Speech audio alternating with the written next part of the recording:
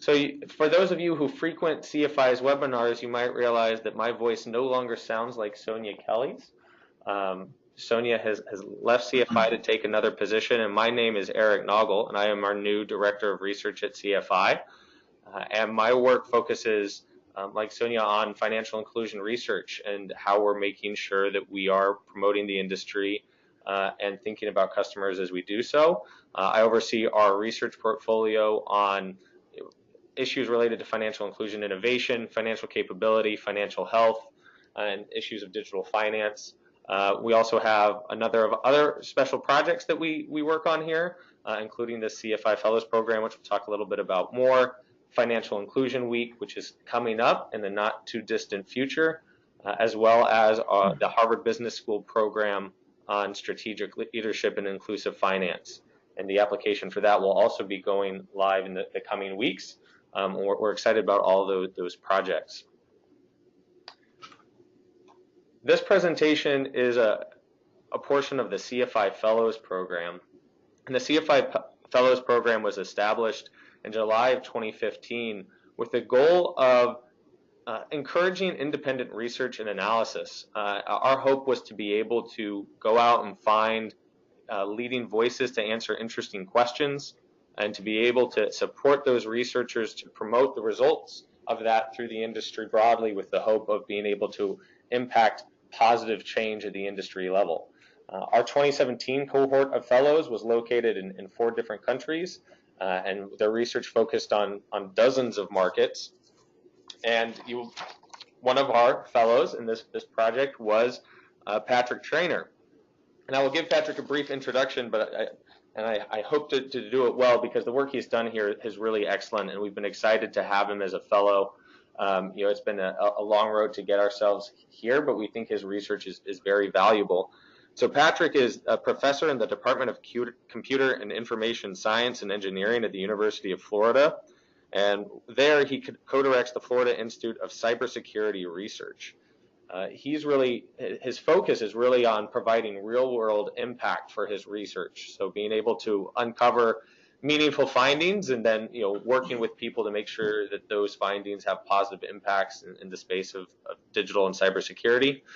He's done many things. He's founded 2 startup companies. He's done research that's uncovered critical vulnerabilities in a variety of sort of networks and products, including cellular networks. He was the person who did the first measurement of mobile malware infections, and offers robust mechanisms for combating caller ID scams, which I could desperately use. Patrick has also received several awards, including a career award from the National Science Foundation, and he was also named a Sloan Fellow and a Kavli Fellow, most recently in 2017. And Patrick, with that, I will turn it over to you with great excitement for what you're about to share with us. Well, I really appreciate that. Thanks so much. Can you hear me okay? We can. Very good. Well, I'm going to go ahead and get started here. Thank you so much for the introduction. I don't seem to be able to advance the slides, so if I could have you all do that, would be great. Thanks. So I'm a computer scientist, and I'm a little bit of kind of an odd duckling for the CFI Fellow Program, but this has been a tremendous experience, and I hope that you all are excited about this talk. I've tried not to make it overly technical, but I'm happy to go into details where necessary. So why is this area at all interesting to a computer scientist? Well, I think computer science is helping to change the world, and one particularly effective way of doing that is by offering channels to include every citizen of the world into our modern financial infrastructure. So online credit is one critical piece in doing that, and ensuring that no matter where you are on the planet, you're actually able to participate in the modern financial system. So what do I mean by online credit? Well, it's really a diverse set of tools, but these are largely based in mobile platforms and allow essentially even users with the most basic access to infrastructure to be able to participate. As we all know, the side effects here are tremendous. When you can actually participate in the global financial system, we increase stability, we can potentially help increase the size of the middle class. And so this is really, really important. As you can imagine, there's been a significant rush to make this happen and to bring a lot of products to market. And I certainly applaud that. But my job as an information security expert is to take a step back and ask questions like, what does the security footing of the applications and the back end look like? And how are we taking care of the privacy concerns that our diverse set of clients around the world might have? So that is the study that I was fortunate enough to be able to partake as a fellow of CFI, and I'm going to give you the highlights of that today. Next slide, please. Why? Why is it worth looking at the security here? Well, if we fail to provide security here, I think we take a major step backward. I know many of you are familiar with folks who, literally put their money in mattresses, and convincing them to take that step, to take a step beyond that financially, to trust in entities beyond their own home and their own control is significant. And I fear that what we actually face would be a digital tragedy of the commons. And that is, if we don't all work together to make sure that this is a safe experience for all users, that failure will cause more widespread failure and failure to adopt. And again, this is such a positive and transformative set of technologies that the world really would likely be a worse place without it. So it's really important that we take these quick looks. And again, my goal here is to improve the state of security and privacy in the space of online credit. Next slide, please. All right. So anytime I'm a security guy, and anytime I talk to folks outside of my space, they immediately get worried. And I understand that, right? I mean, it doesn't look good when someone points and says, you have a security vulnerability. I've spoken to many folks in this space over the last 4 to 5 years, and the immediate thing I get, especially from small fintech startups, is, why us? Why are you bothering to look at us? It's kind of not fair. You can't possibly expect us to have the same budgets for information security that the biggest banks around the world do. We can't be held to those standards. And I want to point to you a critical issue, and that is that there are lots of kinds of cars. And so here I've got a Tesla and a Kia. They both come in roughly the same colors, but there are some baseline requirements that every car has, such as, and if you click for me, seat belts. It doesn't matter if you have an extremely high-end car or something that is far more affordable. Every single automobile comes with seat belts. And in fact, you can't get into the market at all without seat belts. That's what my talk is about here today, and that's what my research has been about. Are we doing the basics right? So I'm not trying to force anyone to buy multi-million-dollar systems that do very complex intrusion detection. And look, that might be something in the future, but are we even getting the basics right? And again, the fear is, if we don't get the basics right, click,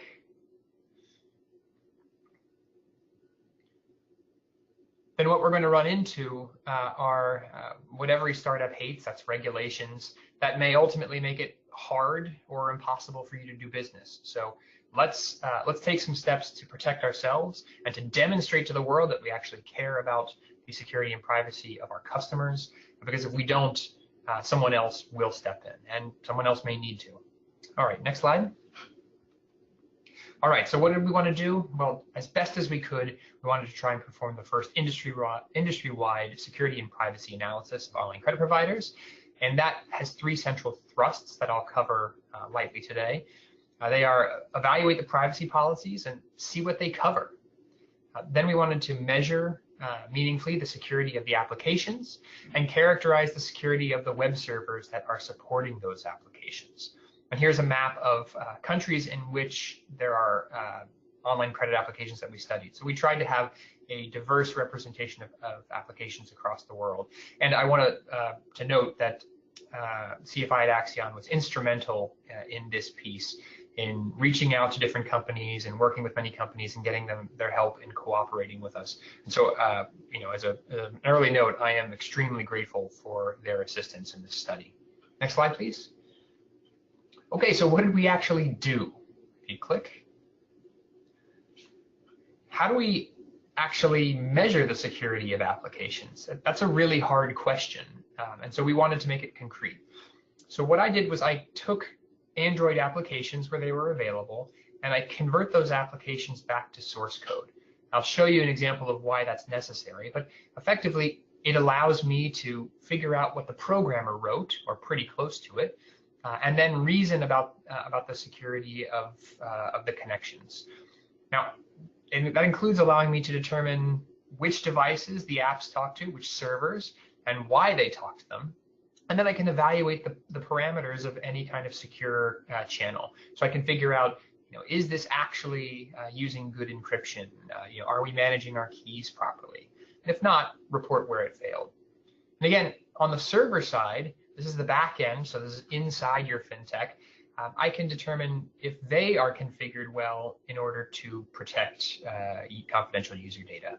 Next, please. What can I not say? All right, so I want to make it clear that there's a whole lot that I can't say and can't see here. And that is quite frankly because I can't get inside of most of these companies. So I'm looking at data in flight, not at rest. And what that means is as data is transmitted from your mobile device or browser to the backend server, that's the space I can see it move. But once it's inside a company, I don't know if it's well kept. I don't know how long it's kept. I also don't know what the specific algorithms that are being used to make credit decisions are. Now, this is an entirely separate set of research, and you can imagine that the pushback here is often that these algorithms represent intellectual property, and most companies aren't interested in sharing them publicly. I understand that. I don't claim to have any insight into how those algorithms work. I can't see them. That said, I can see their inputs, and so we can reason about that. The last is that I'm not making any claims about whether or not any of these companies, and I've anonymized them for this presentation, but have been compromised. Listen, if you're on the internet, there's a good chance that you can and will be compromised, especially if you have poor security practices. And ultimately, what I'm trying to help prevent is future and undetected compromises. So understand that if your company, or if a company has these poor practices, all of these folks have money, you are a target. If you haven't been in the past, you will likely be in the future. Hopefully this research and this talk propel you forward in making yourself a much more difficult target. Next, please. Okay, again, so what do we cover visually? Here I have kind of an old school cell phone. This looks kind of like a BlackBerry. And I've got communications to this digital credit server. There's a corporate backend. If you'd click for me one more time. We cover all of the space in the box. Anything that happens in this backend is beyond our ability to look at. And again, I hope if you represent one of these companies after this talk today, you say, okay, well, how are we storing user data? How are we making sure that if we have a breach, that all of these other things aren't available? But I can't see that. Next, please.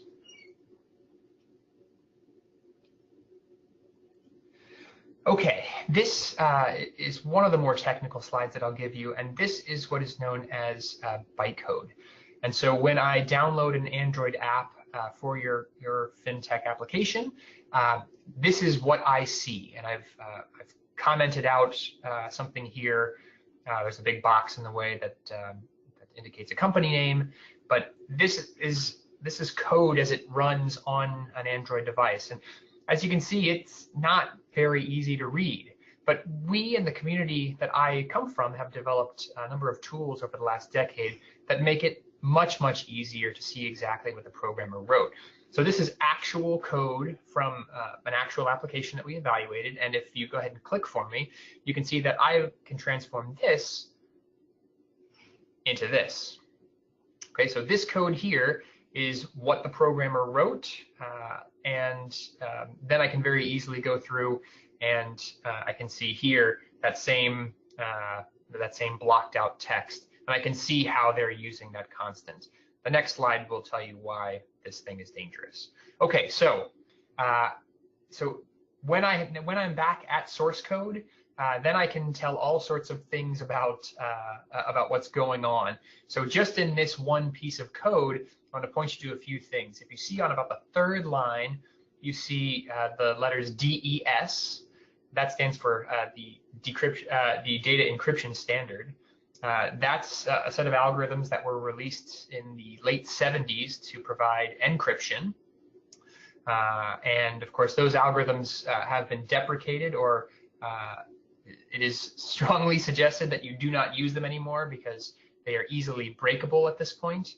Since about 1994, you can also see that this programmer has taken lyrics from a song and used those as the means of generating the key for this algorithm. So I cry when angles deserve to die. For those of you who are rock and roll fans, you'll note that this is a misspelling of a song from about 15 years ago. So that every device that downloads this application is generating the exact same bad key using bad algorithms to encrypt the data. Okay, so very quickly we all walked through this together and we saw bad algorithms and bad key generation, which means that in this case the attacker wouldn't even need to try and crack all of the possible keys for DES or DES. They would know what it would be immediately. All right, pretty dangerous stuff, but that's what recovering the code allows us to do. That's the methodology we applied, and that's, again, probably the most technical piece of the talk. So let's go to the next slide, and we'll start talking about privacy policies. All right, we wanted to compare what do privacy policies look like, and what do they cover, and how do they compare to traditional lenders?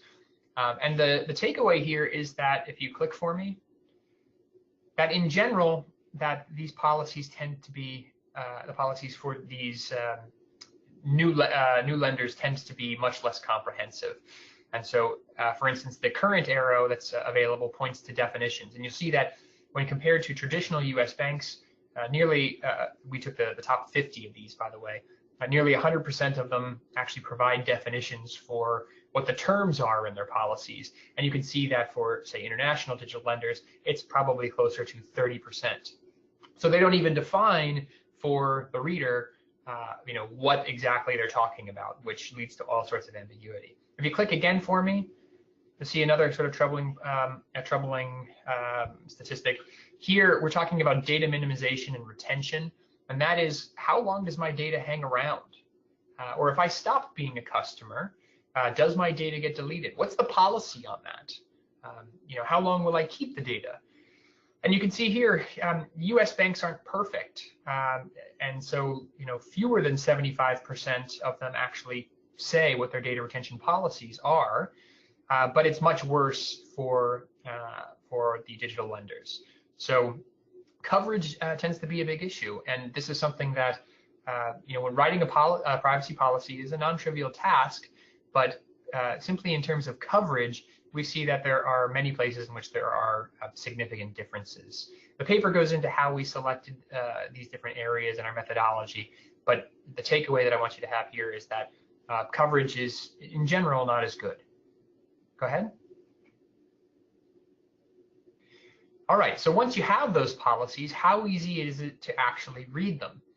So when we have policies in English, we can run them against a number of automated tools and tests that will approximate the grade level of reading that you have to have in order to read it. So I'm sure everybody on this webinar has read a privacy policy that's made their head hurt because many of you aren't attorneys, and so you're not steeped in the legalese that's necessary.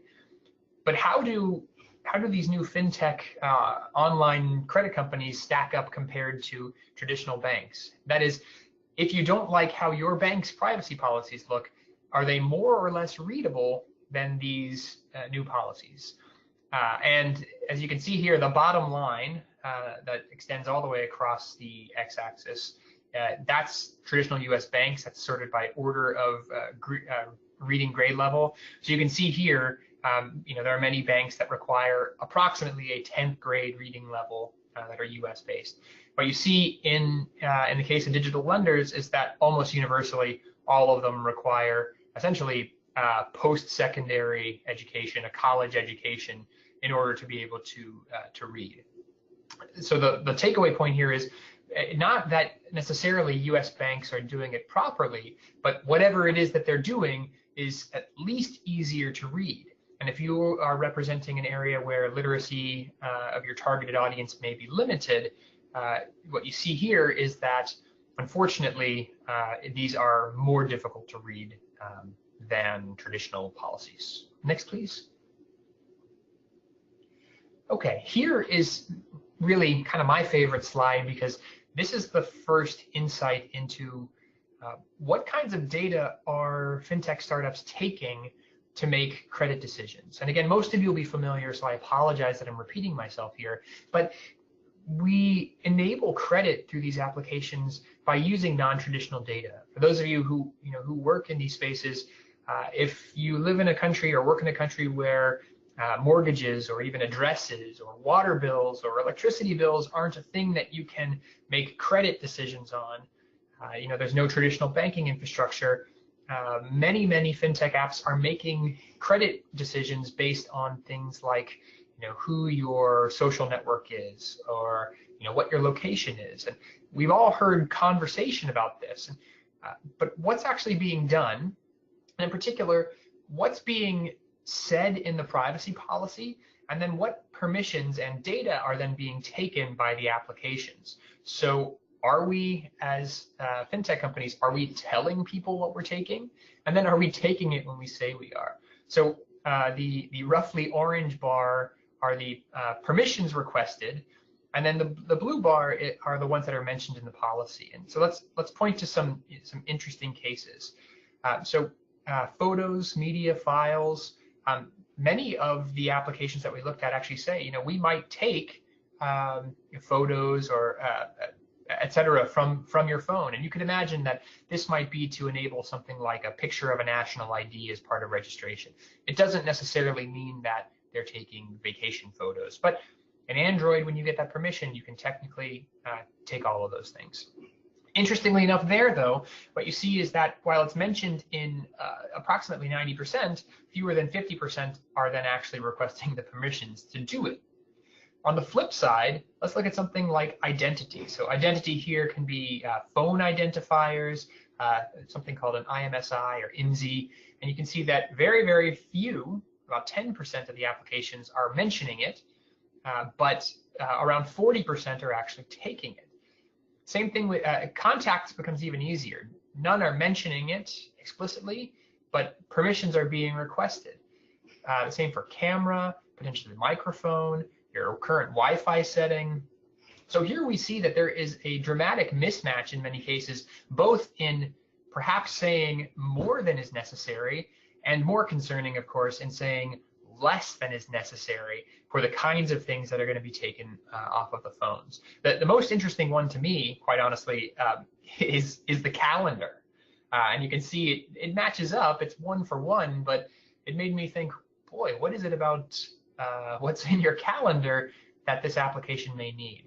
Now, again, I'm speculating here because I can't see the back-end algorithms that are being run.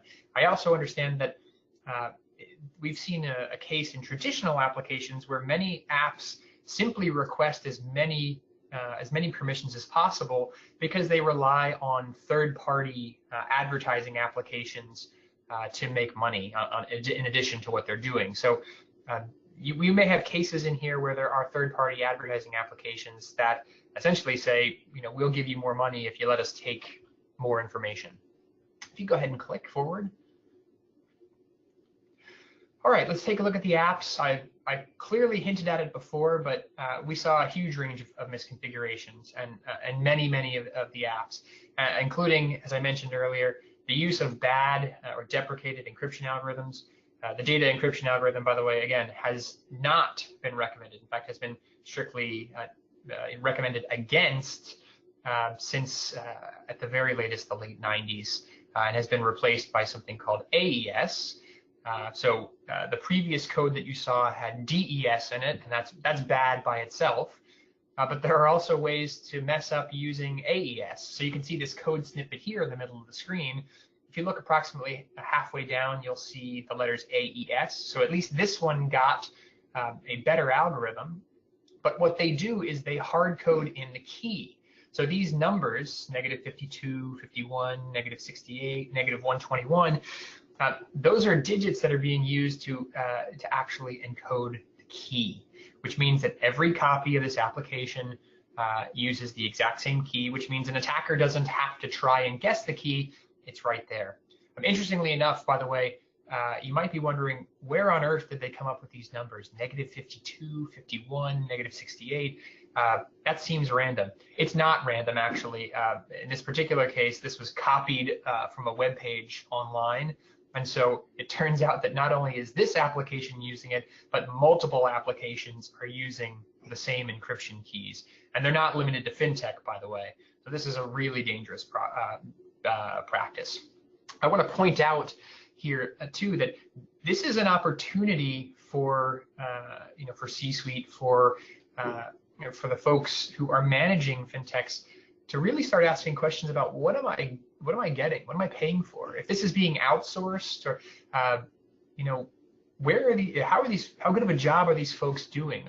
How are they actually building security? And so pointing to slides like this, pointing to results like this, and saying, okay, well, what algorithms are you using? How are you making keys? Did you just copy and paste code that you found on the internet? This should be viewed as an opportunity to start a conversation. I appreciate that security is often quite opaque, and it's difficult for non-technical folks to start asking questions, especially targeted questions. And this is one good place to start. I'll finish up the talk, by the way, with a couple of other concrete suggestions that you can make to talk to your technical team. All right, so again, the kind of meta point here is that there were all sorts of problems: bad algorithms, bad keys, poor authentication, things that would allow an adversary, who has basic knowledge of computer science, to be able to intercept sensitive data and potentially make transactions. So bad news all around. Next slide. Okay, well, we know how the applications are configured. What about the servers? Let me explain what this figure is. So we use something called the Qualys SSL test. Qualys is a company that offers this free testing of your websites. And what you do is you tell it each of the servers that you have configured, and it will run a comprehensive battery of tests against your servers to make sure that they are not only using good algorithms, but that they are patched correctly, that they avoid common attacks, and then they'll give you a grade from essentially A to F, or A+ to F. So we did our extraction of domains and servers from all of the applications. This way we knew what they were talking to. And then we took each and every one of those servers and we put it into Qualys and ran this test. This is something you can do, by the way, and I encourage everyone on here to do it. You can do this to any server on the internet, but I strongly encourage you to do it to your own. So what we see here are, no domain is represented effectively by a single server. There is usually a web server, and there are a few back-end servers for processing all this data that's being collected. And you can see that there's a massive range. In many cases, we see good security, say on the web server. We see A's and A+. And Qualys and my report will tell you how these are broken down. But in many other cases, we see significant problems. And so we see things like the servers allowing bad algorithms to be used.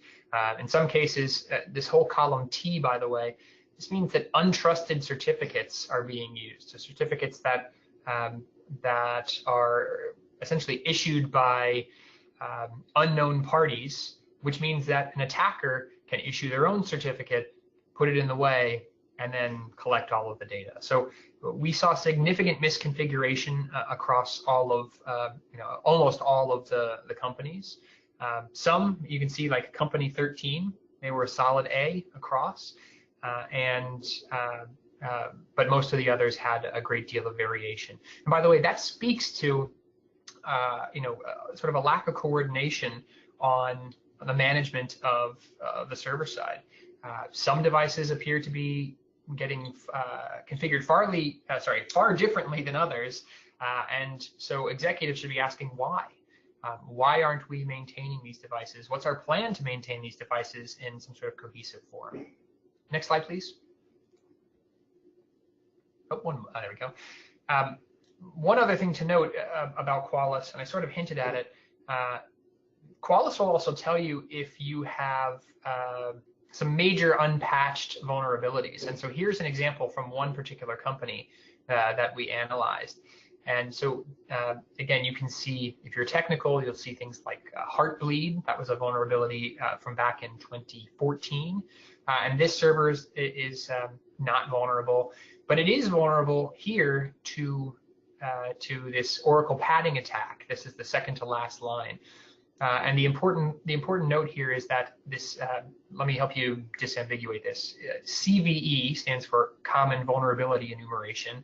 So this is just a standard way of talking or identifying vulnerabilities. 2016 is the year. And then 2107 is the 2107th vulnerability discovered. It meant that this server was vulnerable to an attack that would allow an attacker to essentially uncover all encrypted information and all sensitive information being sent. And when at the time we measured it, this vulnerability had been essentially known, but not patched for 18 months. So a year and a half of data could have potentially been compromised. Now, since the time of the study, this particular company has patched this weakness, but it speaks to a larger issue of what's your patching strategy? Why aren't the most critical basic elements, in this case, OpenSSL, the encryption engine for your web server, why aren't those being patched with regularity? Certainly, that has to happen more than once every 18 months. Can you go to the last slide for me? All right, so what should you take from all of this? Well, the first is that privacy policies need to match behavior. And that graph that I said was kind of my most favorite. Your privacy policy shouldn't claim things that you don't do. So if you're not taking personal information, then don't say you are. But your privacy policies should also actually tell people what they are giving up. And we saw in most cases there was a significant mismatch. By the way, those privacy policies should at least be readable. And doing this, it takes some extra time, but it is very, very important. The second is you may not be getting what you paid for from your developers or your administrators, and that's often tough to hear, especially for non-technical folks. We all like to think we hire good people, and of course I'm sure that they are very good people, but they may not be delivering the product quite as you had imagined it. So take this as an opportunity to go and talk to those folks. Ask them what they think security means. It's such an overloaded broad term that they may have a very different idea.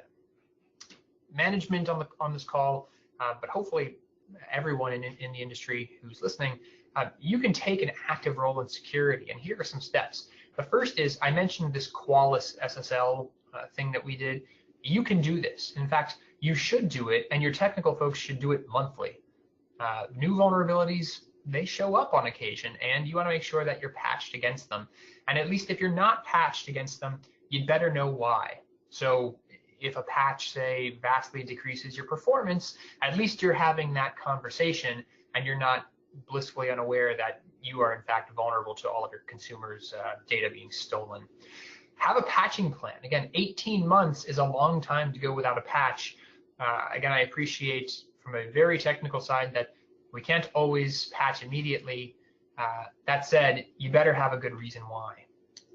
You should request some specific information too. So I've hinted about server configuration, and there's something called TLS, that's Transport Layer Security. And this is the thing in your browser that activates the little lock in the top left-hand corner anytime you go to your bank. It's on the Washington Post, it's on the New York Times, it's on over 50% of websites now. There are very few reasons why your applications shouldn't be using it. I'm not saying that it's the only way to achieve security. Of course it's not. But it's a really good way to make sure that you don't mess it up. It gives you a nice framework. It gives you good algorithms. It really can help you. So ask your technical people, are we using it? What version are we using? And if we're not using it, we better have a good reason why. The final thing is, please, not only have I, through CFI, released this report, but I have a companion report that goes into some of the technical issues and fixes that everyone should be looking into to make sure that they don't fall victim to.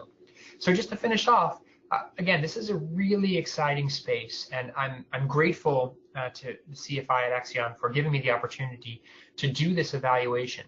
I think that this is about seatbelts, and I think that if everyone takes the responsibility that is necessary, we can ensure that every single one of our fintech apps has the necessary seatbelts to adequately protect consumers and make sure that this transformative industry has a long life ahead of it. So with that, I'm going to take some questions. Again, my name is Patrick Traynor, and I really appreciate your time today. Awesome, Patrick. Thanks so much for that. Again, at CFI, we're very excited about this work. We think it's super interesting and very important for the industry. As we're waiting for people to type things into the chat box, I'll start with a couple questions that came up for me as we were working our way through your webinar. One of the things that you mentioned there as your takeaway is management's ability to be able to take an active role in the security of the organization, and in addition to managers that need to pay attention to this, you also have investors and other people who are interested in sort of the organizational management of these companies. Are there resources or a set of standards or best practices that exist publicly that these people could access to help guide the development of better security policies for their companies? Absolutely. So again, the modern digital company has to be security focused and security aware, and that's hard if you're not a computer scientist like I am. So I certainly respect that many people say, yeah, but what do I do? So there are a couple of things you can do. Number one, again, take a look at my reports, both the report and the companion follow-on, which points to some specific things you can do. And then beyond me, there are lots of resources. So for example, there's an organization called OWASP. And OWASP basically comes up with a list of sort of the top 10 vulnerabilities out there right now, the top 10 things you need to be thinking about, and they're fairly high level in general. So someone in the C-suite or someone who's looking to invest could take that OWASP top 10, by the way, that's OWASP, top 10, and go in and ask, okay, what are you doing about 1, 2, 3, 4, and 5? Beyond that, there are training classes through institutes like the SANS Institute. These are nonprofits, but those will cost you money. OWASP, however, this is a free public resource. I'd also recommend potentially keeping an eye on your CERT. That's a CERT. Many countries have their own certs, but the U.S. national cert is a very good one for everyone to look at. They'll be talking about the kinds of vulnerabilities that are sort of hot right now and the things you should really be careful of. Great, thanks for that, Patrick.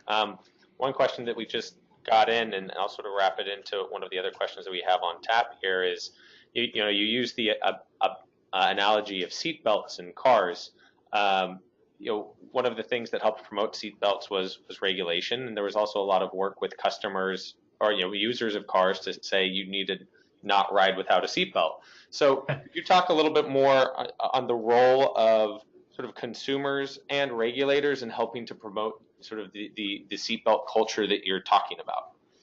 Yeah, absolutely. So understand that I think that regulation is important, and that none of these things operate in a vacuum without each other. I think that ultimately some regulation will be required, and the challenge, though, in many of these cases is that companies exist across borders. There's some talk of them existing across continents, and having unified sets of regulations are difficult.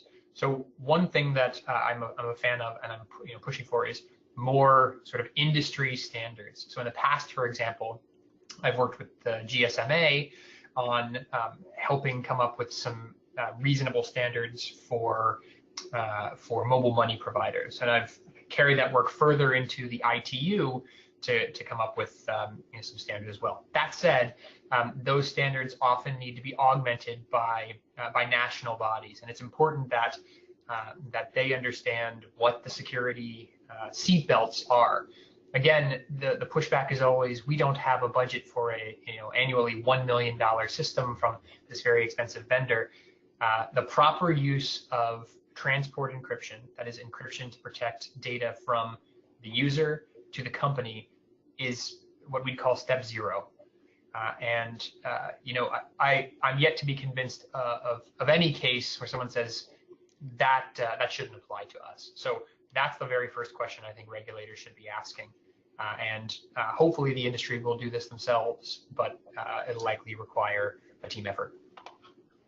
Great. No, thanks for that response. So, sort of related to that, one of the questions that we received was, specific to how what you're talking about sort of applies within developing or emerging market contexts, especially when sometimes you don't have the regulatory frameworks or the industry association set up, but you have a lot of companies that are working in those geographies. So do you have any reflection based on this research or other work that you've done about differences or special challenges facing companies or industries in developing or emerging markets? Yeah, absolutely. So first of all, I respect that different parts of the world have lots of different challenges. I was fortunate enough to travel with the State Department many times in the last few years and talk to folks who, when you say, well, let's set up a national cert, they have other sort of more foundational issues they're dealing with. So I understand and respect that. I think the opportunity here is really on the investment side, to be honest with you. I couldn't imagine recommending to any investment firm to just not perform a security analysis on a potential investment, and I'd argue that the footing should be stronger than that. That it should be known that essentially you will not get investment if you fail these security seatbelts. And I say this strongly because our past work on mobile money, the work showed up in the Wall Street Journal. Many of the companies said, yes, we've seen the light and we will fix these problems. And we looked again a year later, and essentially all of the problems had been ignored once the press cycle had passed. So investors, it may fall to you, especially in places where regulators may not have the ability to flex any muscle. Great, Patrick. Thanks. I know Beth has a question also, so I'm going to let her hop in here for a moment.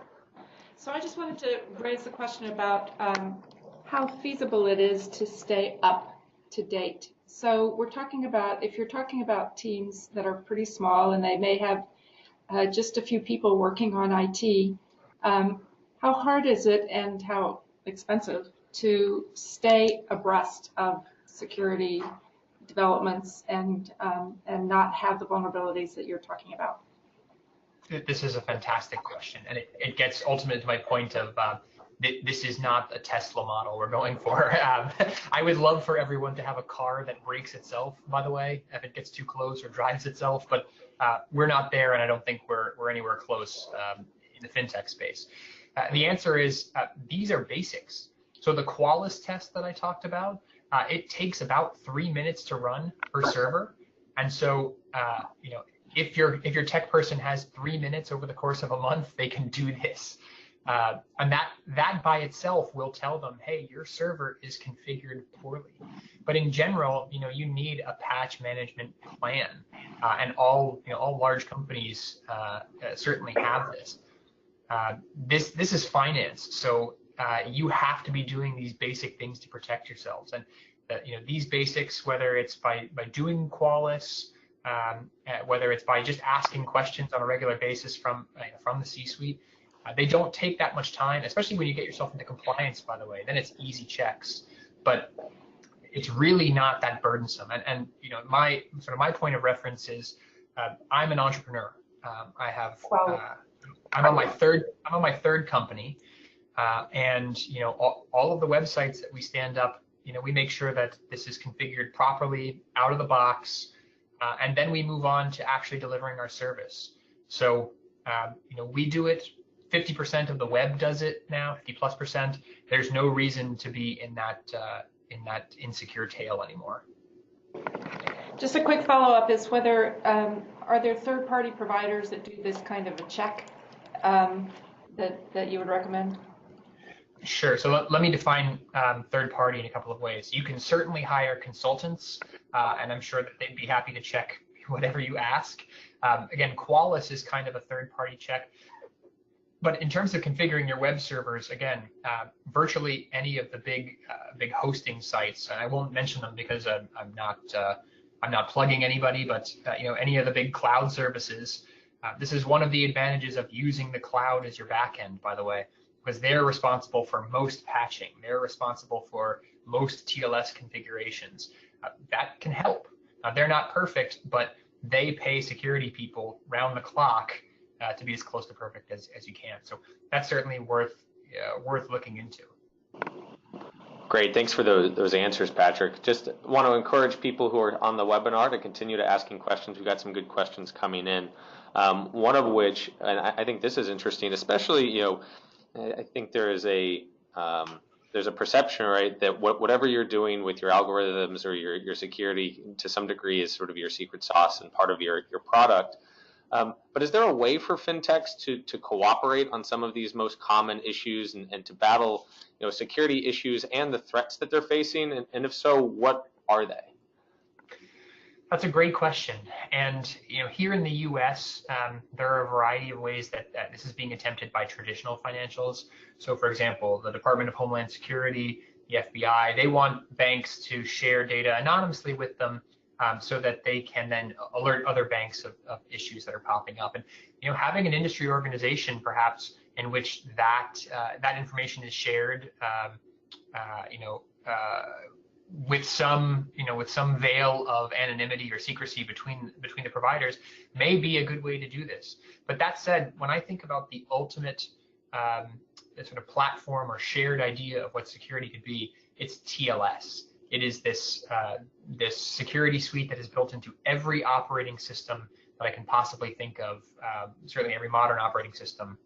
And so making that an industry standard, that everything that comes from from a phone to our organization is carried over this using these algorithms, will take the industry a long way by itself.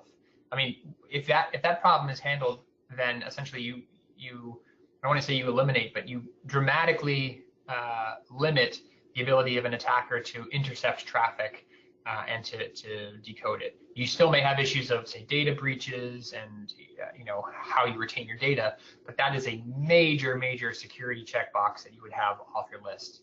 So, in short, consider actual conversations in the industry, and they don't have to necessarily be public. But beyond that, use the tools that everyone should be using.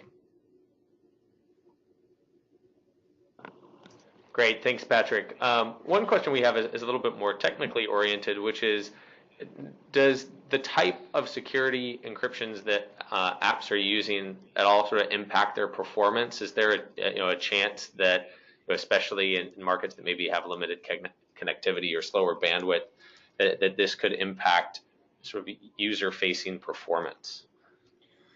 Yeah, okay, so that's a really good question, and I'm happy to talk about this in more depth.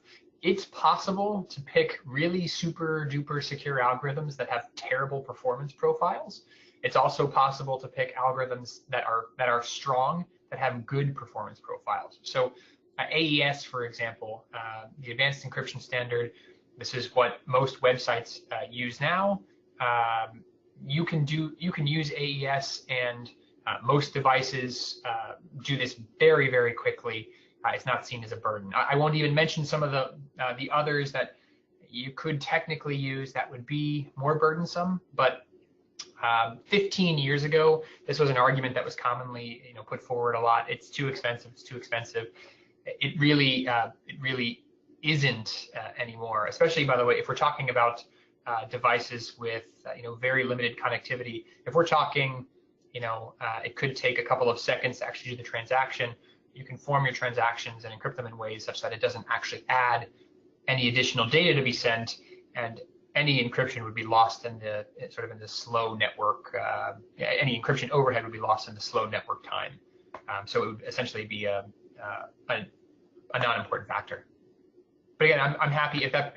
By the way, if anyone on the call is interested, please feel free to reach out. I'm happy to talk in more technical details about your specific scenarios. You can reach me at my email address here. Or this is my website, and I'm also on Twitter, and my DMs are open, so you're more than welcome to talk to me through any of those. Again, I hope that I can be a resource to the community. Great, Patrick. Thanks for that. We have about 2 minutes to go here, and so I think it's about time for us to start wrapping up. Again, we want to thank Patrick for sharing this content with us. I mean, this is really interesting stuff, and as he was just talking about, there's a lot of work that needs to be done, but there's a lot of resources available. And so some questions that didn't quite get answered, I encourage you to reach out to Patrick or reach out to us with those questions. A lot of them were focusing on, what are the resources available to better understand this within our own organizations?